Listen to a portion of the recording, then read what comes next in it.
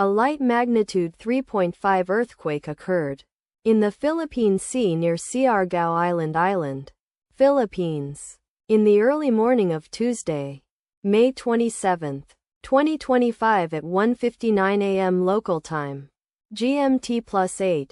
The depth of the quake could not be determined, but is assumed to be shallow. The quake was not felt, or at least not reported so. First to report, EMSC after 8 minutes.